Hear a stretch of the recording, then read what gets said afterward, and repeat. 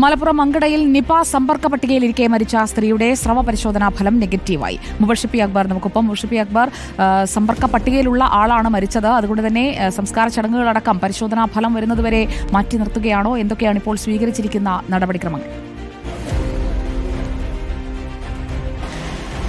ഏറ്റവും ആശ്വാസകരമായിട്ടുള്ള വാർത്തയാണ് സുജയ പാർവതി. കഴിഞ്ഞ ദിവസം നിപ്പ ബാധിച്ച് സ്ഥിരീകരിച്ച് മരിച്ച 18-കാരിയുമായി നേരിട്ട് സമ്പർക്കത്തിലുണ്ടായിരുന്ന ഹൈ റിസ്ക് കാറ്റഗറിയിലുണ്ടായിരുന്ന വയോധികയായിരുന്നു ഇന്ന് രാവിലെയോടുകൂടി മരിച്ചിരുന്നത്. നിപ്പ സമ്പർക്ക പട്ടികയിൽ ഉൾപ്പെട്ട ആളായതുകൊണ്ട് തന്നെ ഇവരുടെ സ്രവം പരിശോധിക്കണം, അതിനുശേഷമേ മൃതദേഹം സംസ്കരിക്കാൻ സാധിക്കൂ എന്നുള്ളതായിരുന്നു ആരോഗ്യവകുപ്പ് അറിയിച്ചിരുന്നത്.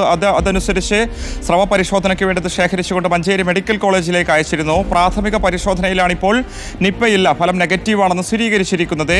എന്തായാലും വലിയ ആശ്വാസകരമായിട്ടുള്ളൊരു വാർത്ത തന്നെയാണ്. വിശേഷം ഹൈ റിസ്ക് കാറ്റഗറിയിൽപ്പെട്ട ആളായതുകൊണ്ട് തന്നെ മരണം സംഭവിച്ചത് നിപ്പ മൂലമാണെന്ന രീതിയിലുള്ള പ്രചാരണമൊക്കെ തന്നെ തെറ്റായി സമൂഹ മാധ്യമങ്ങളിൽ നടന്നിരുന്നു. അതിനിടയിലാണ് ഇത്തരമൊരു സ്ഥിരീകരണം ആരോഗ്യ വകുപ്പ് തന്നെ നടത്തുന്നത്. 18-കാരി കോട്ടക്കലിലെ സ്വകാര്യ ആശുപത്രിയിൽ ചികിത്സയിലിരിക്കെ സമാനമായ രീതിയിൽ ചികിത്സ തേടിയ വ്യക്തി കൂടിയായിരുന്നു ഇന്ന് രാവിലെയോടുകൂടി മരിച്ച പരപ്പനങ്ങാടി സ്വദേശിയായിട്ടുള്ള ഒരു വയോധിക. ഹൃദയ സംബന്ധമായ അസുഖങ്ങളെ തുടർന്നായിരുന്നു അവർ സ്വകാര്യ ആശുപത്രിയിൽ ചികിത്സ തേടിയിരുന്നത്. ഇന്ന് രാവിലെയാണ് മരണം സംഭവിച്ചത്. പരിശോധനാ ഫലം നിപ നെഗറ്റീവാണ്. അവർക്ക് നിപ ബാധിച്ചല്ല മരണം എന്നത് സ്ഥിരീകരിക്കപ്പെടുകയാണ്.